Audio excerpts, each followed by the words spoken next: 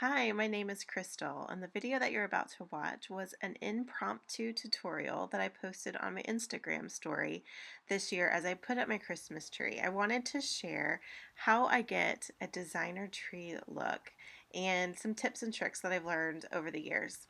So, while this video is far from polished and far from professional, I hope that you're able to pick up some fun tips and be inspired as you decorate your Christmas tree this year. Enjoy.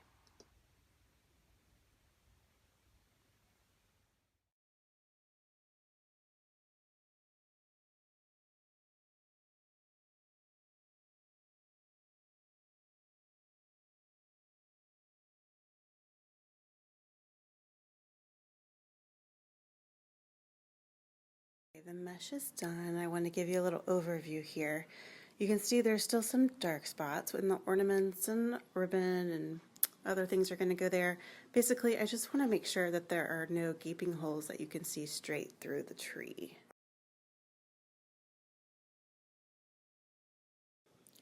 Okay, so I cut real short pieces of ribbon like that. And I know some people like to lasso their tree with their ribbon. That's not really the look I'm going for. So what I do is I just shove a little piece of ribbon in there like that.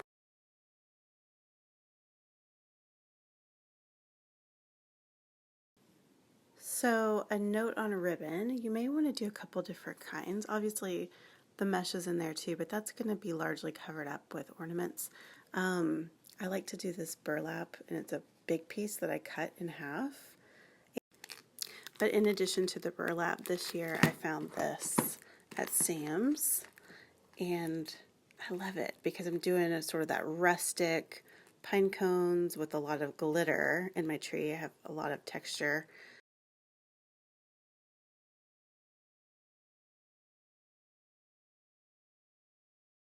Okay, so day 2 on the Christmas tree decorating. This usually takes me a few days, and yesterday I just kind of played around with it a lot. But I finished up all the ribbon. I added a little bit of the burlap ribbon. I'm going to show you what that looks like. Okay, so now that the ribbon is all done and I'm happy with it, we're going to move on to the fun part, which is adding ornaments. And this is really fun. There's some strategy or strategery or whatever to where you place. So here's an overview of the kind of ornaments that I try to use. So larger ornaments like this, and then smaller ornaments like that. I pack everything by color. You always want to start with your big ornaments first. Okay, so get a good number of large ornaments in there and then some small ornaments last, and that gives it some nice definition, contrast. So I usually start with these big balls because it's easy to just shove them into the big gaps in the tree like that, and then you will take the little ribbon thing and wrap it around a branch just to secure it. So a really creative lady that used to go to our church taught me the rule of 3. You want to do a funky triangle with your ornaments that are all the same type. So if you're going to buy a new ornament, make sure you get at least 3 so you can do a funky. Okay, now I have these little packages, which I love them. I only have 3. Like I said, I have 3 of something when I buy a new ornament. And so I want them to be pretty prominent. So I'm going to place them more in the middle.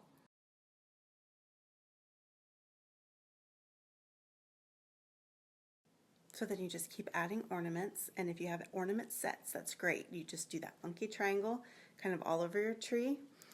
There's really no rhyme or reason to it, but you want to keep it sort of balanced throughout so it's not heavy on one side. And then you add the little.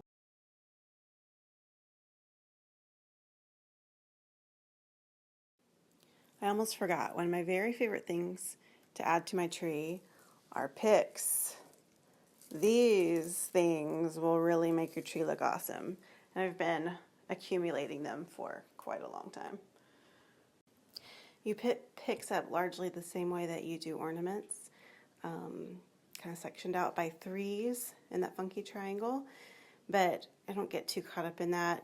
I usually just buy whatever I can afford and add a little bit.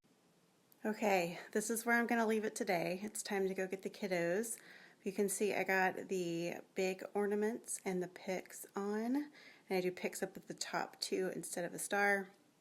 All right, it's the last day of the Christmas tree tutorial. It's day 3.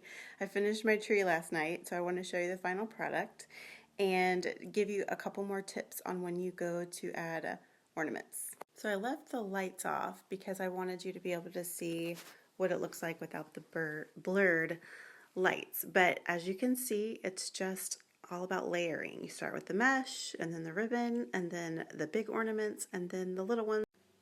It's really kind of a mess.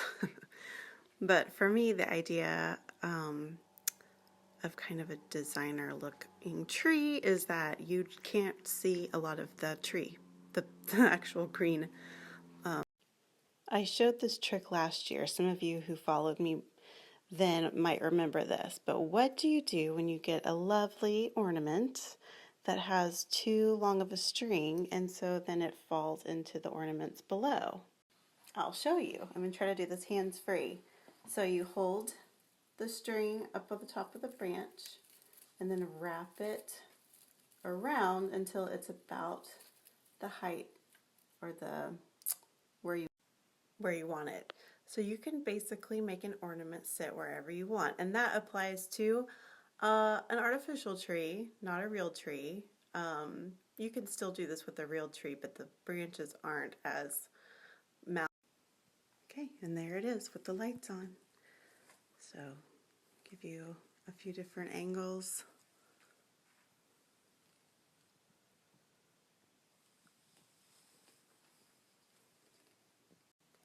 And for those of you who are hyperventilating about the fact that my tree is up so early, don't worry, we're not skipping Thanksgiving. We love Thanksgiving, but this thing is a little overwhelming and I like to get it done.